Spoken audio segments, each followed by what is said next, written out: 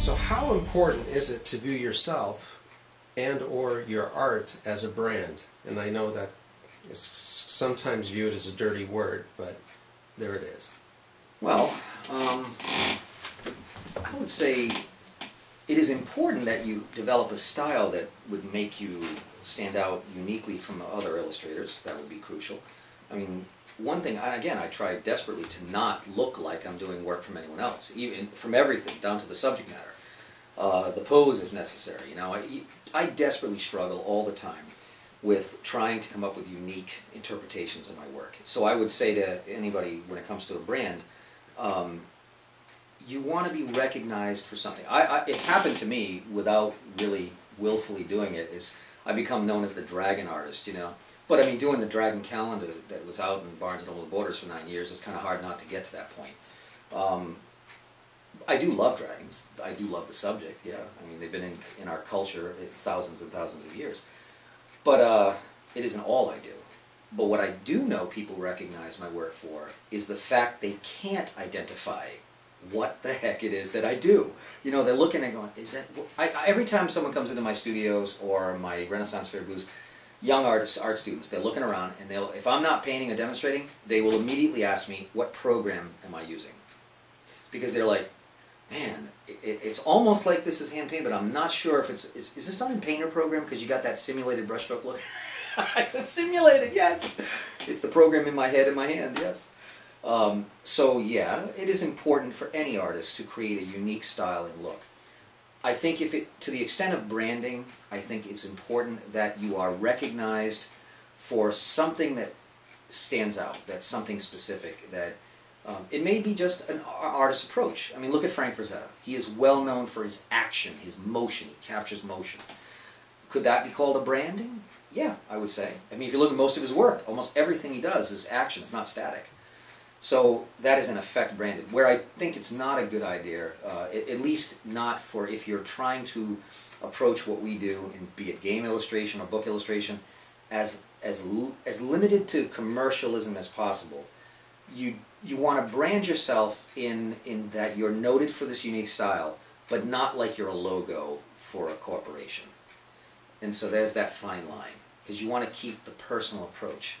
And you'd be a phony to try to brand yourself as a person. And I know musicians and certain entertainers will do that, and marketing firms will say this is what you need to do. You need to brand yourself, you know. And but I'm not like that, you know. And I have been very successful without ever having to do that. When you're dealing with an art director for a game line, can you take us through the process? Because I know the very first time that I went through it, it was a little bit of a shock. And so, you know, would-be artists out there might be interested in kind of, you know, having a heads up what they can expect, you know, to hear from an art director. I mean, are they going to hear, hey, you sent me this picture of this flaming skull with dragon wings. I love it. I mean, is that atypical? Okay.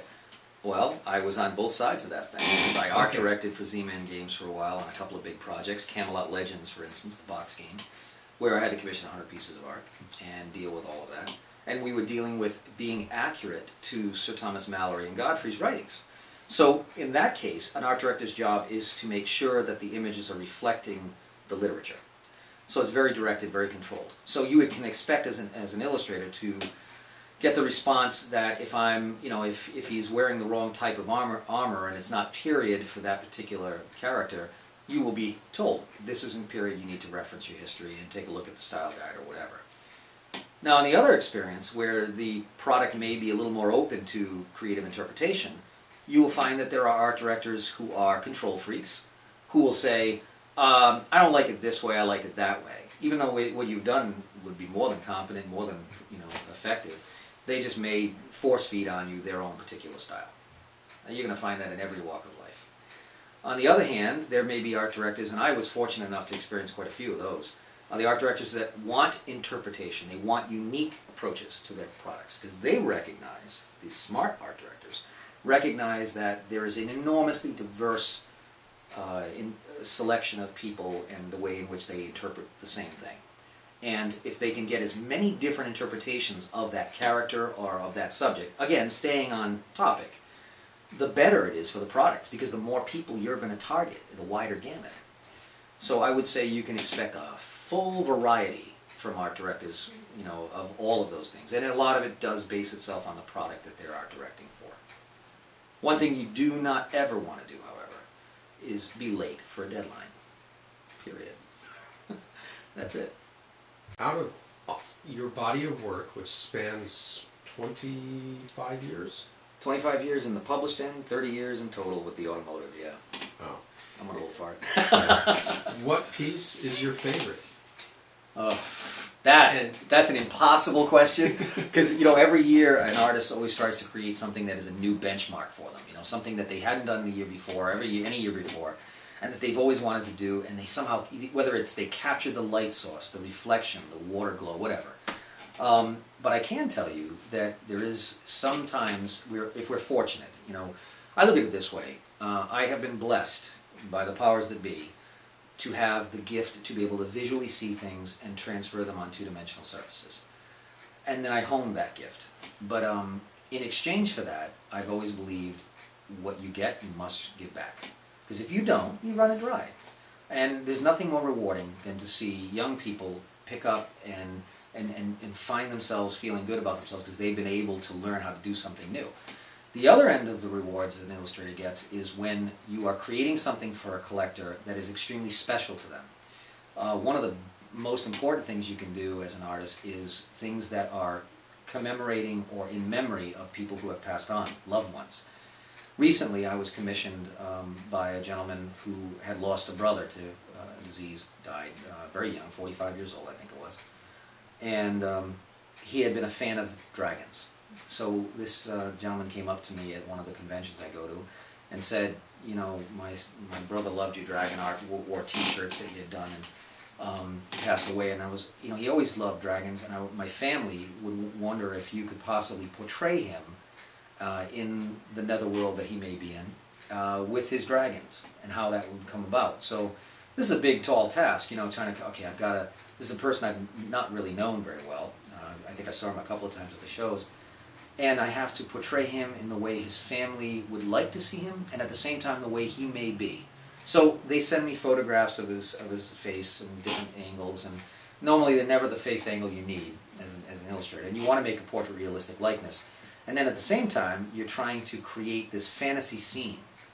And so in one of these cases, I actually created something where I portrayed this gentleman as an archangel, riding the back of a dragon. What I originally approached it as was going to be a fierce, aggressive dragon, and wound up being a very gentle, almost like female dragon, kind of like he's riding his horse and patting the mane. I have the picture, and I'll hold it up so you can get a little close-up on it. But this is a picture of Bill, and it is my interpretation, and I have to say with a lot of influence from, I think, Bill in spirit, where he is portrayed basically just, you know, they love each other, you know, the dragon and his rider. And it's a very, very feminine dragon as compared to what I've normally done. And so this is the preliminary line to the painting that will be done. I presented this just before Christmas time to the collector, and he took a copy of this file I had sent him and then basically framed it up and presented it to his mother and father. Now this is the mother and father of this gentleman who passed on. So you imagine it's their son. And I was blessed to have the greatest thing an artist could ever get, which is kind of like a bird's-eye view of that whole process, because the gentleman videotaped the presentation at Christmas time. And you could just see the mother, when she opened the wrapped, framed picture of this sketch, put her hand on that picture and just connect, and she just broke down, of course. And she's like, this is the way my son looks right now and where he is. This is what I would imagine my son to be. He's with his dragon, he's in heaven, and he's the archangel. He's one of the fighters. You know, and you could see the father was the same thing. They were completely taken back by the image. And from me, the artist, I mean, I really sat and struggled for quite a while kind of come up with this image. And I was really just hoping it was even close to maybe what they were imagining. And because I was given complete artistic license on it. And when I saw that reaction, when you see a mother touch the picture and be so connected as if that was the closest that they've been to their child, you know you've nailed it. And there is no greater compliment an artist can ever have, ever. So that kind of a thing, I think back in my life in 30 years of all the work that I've done, and I've done a lot of portraits for different people and in memory and some things, but I don't think I've ever quite seen that result. And these are the blessing rewards we get as illustrators and as creators, you know, whether it's creating a musical composition or a two-dimensional visual art piece like I just did. And I haven't even done the painting yet, so that's a tall order. You know, you really, I know I'm on the, I'm being put on the block there. You make sure you do a good job. So I definitely wanted to bring that up to a lot of artists that are out there that think that it's, you know, if you approach illustration, whether it's fantasy, whether it's just still life, wildlife art, whatever, and you think it's nothing more than the technical skill set of producing the end result, you're missing the boat.